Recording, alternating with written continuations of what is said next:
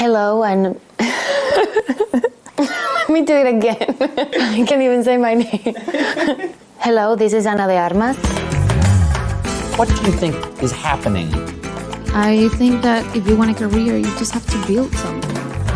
Damn spicy. I was like, there's no way I can get through this week.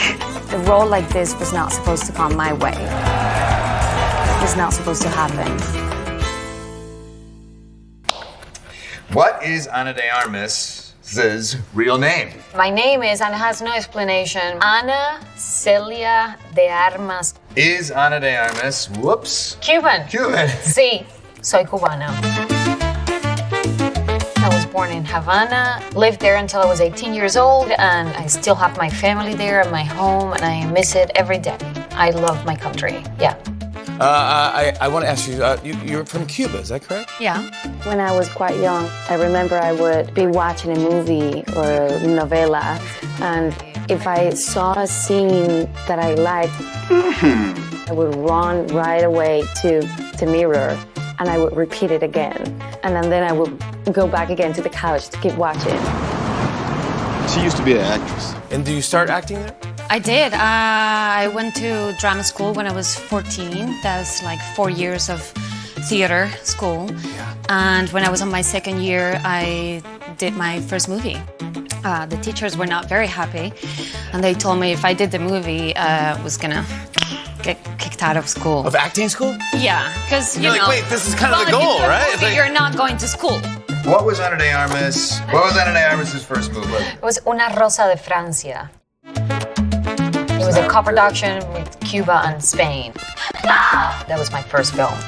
Growing up in Cuba, which you moved when you were 18? But you moved to Spain when you were 18, which I can only imagine must have been quite the culture shock. Yeah, it was a big one. But I would What were the say biggest changes from Cuba to Spain?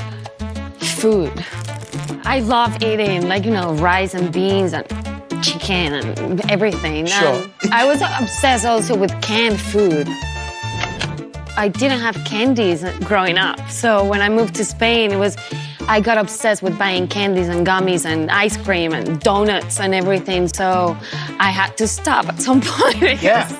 You were doing Spanish movies, movies in Spain at that point, Yes. right? Or television shows, I think? Both, yeah. Both. Yeah. Llegaste a España y conseguiste triunfar en series como El Internado. Do you know what that is? I don't. Internado? What is that? This is a TV show that I did in Spain. ¿Qué te pasa? I started this show when I was like 19, and I was playing a school student for 3 years, and I just felt like, it's time to move on. I'm not really doing much more here. And I asked them to kill me, and they did. It really was an adventure for me, leaving your country by yourself to a place that you really don't know, or pretty much travel anywhere else. And New York City was the first place you came to? I did, yeah. This was the first time I ever came to the U.S. was New York, and this is where I found my little dog, Elvis. That's my dog. And why'd you name him Elvis? Elvis is, at the time, I was just listening a lot to Elvis Presley. It was, what was going on was my ringtone, like the ringtone, and it was all about Elvis. What gave you the sort of confidence to move to LA, start an acting career without being able to speak English? Really was an adventure for me. I like adventure and challenge, I guess. I don't know. You gotta picture me living in Spain after many years of working there, coming to the American market, not speaking English. I don't know this word in English. My English was really basic, and I definitely was not prepared for big auditions or even, you know, meetings and things like that. There was this line, I beg your pardon. But I had never seen or heard that phrase. So when I did the line, I said, I beg your pardon, give it to me. She revealed that she learned English by watching Friends, and also calls Chandler Bing the best tutor. I have to add to that Sex and the City. That was also very helpful for many reasons. That is so depressing. Is it? One of the, you know, ways that I had to like continuously listening to the language was like to turn the TV on and just leave it on as I was doing other things at home. I had to start from zero again, and you know, I think that if you want a career, you just have to build something. So was Knock Knock your first English language movie? That kind of, yeah. Yeah, it was actually, yeah. I knew that was the right place to meet the right people. And Keanu was the first person I met. 5 años cuando nos fuimos a Madrid. English, you guys sound too sexy. No, you know, I just invite them in because I'm a good guy. I help them, I just want to help them. Young girls who just need help. And then you went on to make another movie with Keanu, right? And then I did another movie with Keanu. We became very close after Knock Knock. Es un milagro. Let's start off by talking about War Dogs. It's a true story about 2 guys who found a loophole in the government and found out that they could bid on selling arms. And they call me. Yeah. Funny. And then one day out of the blue, I get a phone call from my dad. He's hysterical. I'm like, Dad was wrong. And he goes, Robert De Niro just came to visit me at work. I got to work with Robert De Niro. Obviously, looking at De Niro was amazing, and he has such a control of his energy, and he is, well, he's a lot older than me, and he's done a lot of movies, so. Keep him on the rope! Everyone is a different person, works in a different way, and I work with them in a different way. What is Ana de Armas in Blade Runner? I played Joey, and she's a beautiful hologram from the future. Tell everybody what this film's about and who you play. I can't. I can't. You can't say who you play? Yeah, like that I can, but you know, it's such a big mystery. It's been very hard to talk about it and share all the experience about the movie. Mm-hmm. And I am Ryan's love interest. I thought he was shy and very interesting. He was someone that you want to get to talk to him and ask him a lot of questions. What's the occasion? Let's just say it's our anniversary. Then my phone just started blowing up, you know, with phone calls and people calling and texting. I remember the first time my name was in the New York Times crossword. Everyone texted me and they said, "You made it!" This has got to be kind of like a dream for you. Like, could you have imagined? Yeah, no, I never did. You look so beautiful tonight. Why Ana de Armas is so beautiful? Explain yourself. Why? Well, it's my hazel eyes. What do you do with yourself when all that attention is focused at you? I just try not to trip. I try to just keep it together. Is Ana de Armas in a diamond commercial? You are. I have been. I've been in a couple of diamond commercials. Diamonds are a girl's best friend. I was doing this campaign for diamonds for a little bit, but not anymore. Just the thought of lying, yeah, it makes me puke. I also have another problem, which is every time they ask me if I can do something, I always say yes, even though sometimes I can't. Dear girl, I'm sorry. I assumed you were speaking figuratively. Does Ana de Armas...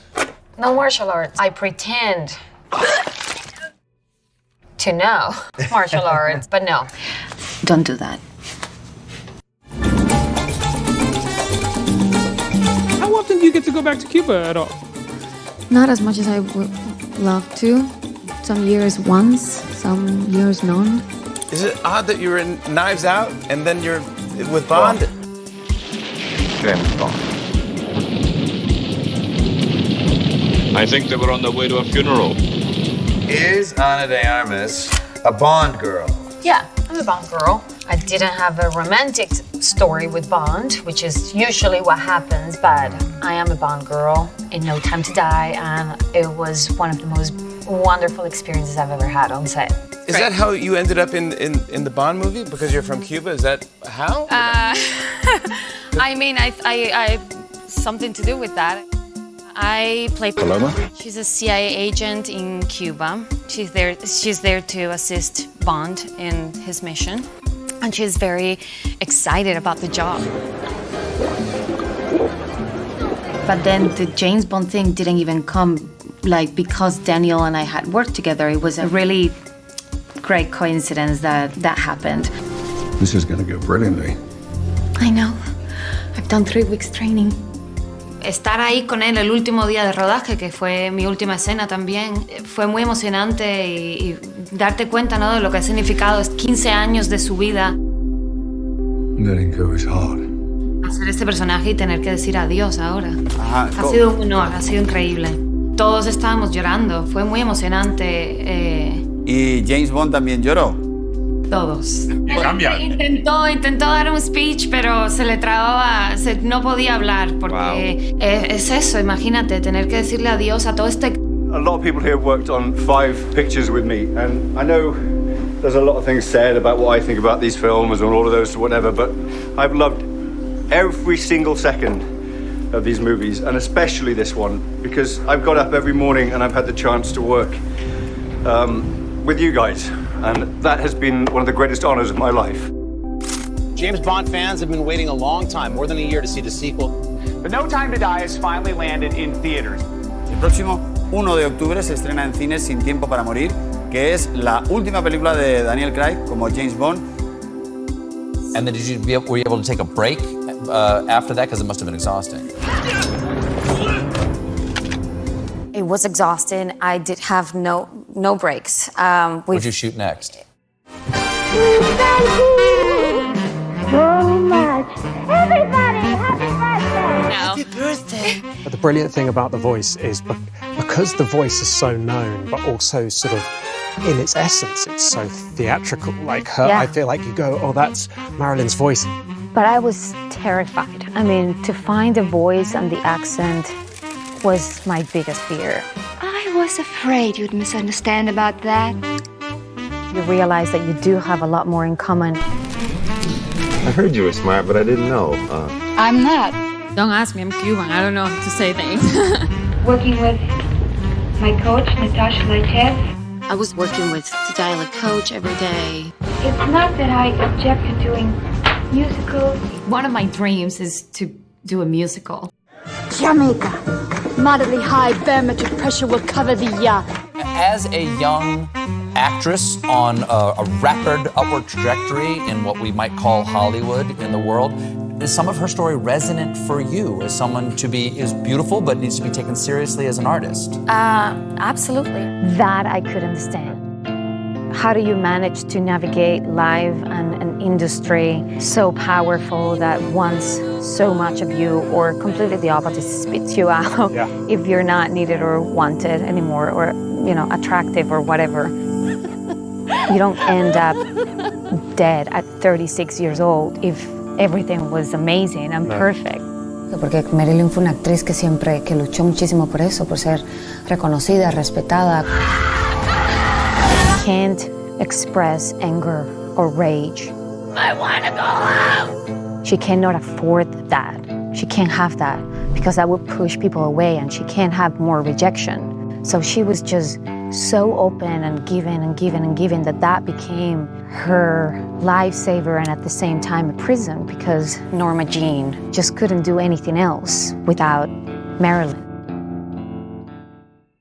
Is Ana de Armas nominated for an Oscar? Ana de Armas, Blonde. Yes, I was. A few weeks ago, I was nominated for an Oscar, and it was pretty incredible, especially because Blonde was a very unique movie and role for me, and it was wonderful to be recognized for that. How long did you work on it? You mean the shoot? Like how long were you actually playing the character? 9 weeks. That's a very quick shoot. It was horrible.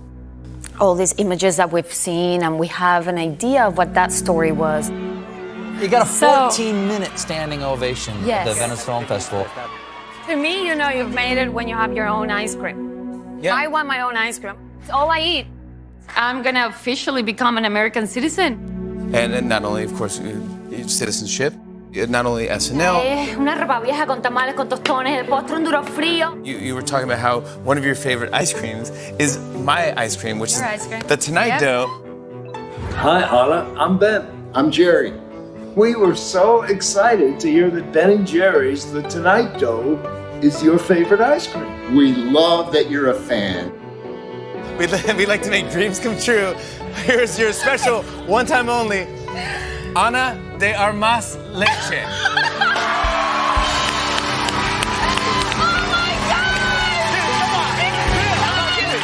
Oh, it's kind of melting, so it's even better. I know it is better. I know. I can't stop.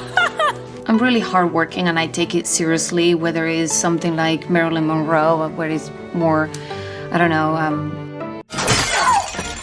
Is Ana de Armas in John Wick? I'm not in John Wick. I wish, because I do love this franchise so much. That's why I was so excited and so happy to be called for the follow-up in Ballerina. It's a spin-off of John Wick, and it happens between John Wick 3 and 4. Do you get to eat it while you're training and doing this big action movie where You shouldn't ask me this when I'm about to promote an action movie. On my, the most painful nights, I did. You've been in this business for a while now. You've done giant movies. I mean, James Bond, and we've done everything. A role like this was not supposed to come my way. It was not supposed to happen. The other day, a classmate from my drama school, I'm in love. and he had posted this picture, and he said something like, remember Anna, we were all together studying and having dreams. Now she's about to do the impossible. What does your family back in Cuba think about all this? They're very proud. They're very, very proud. Y creo que todas mis experiencias desde en Cuba, después en España y después mudarme a Estados Unidos y conocer distintas industrias y ver, tratar de crecer como actriz. I can't complain anymore. This is Ana de Armas. Thank you so much for watching. See you next time.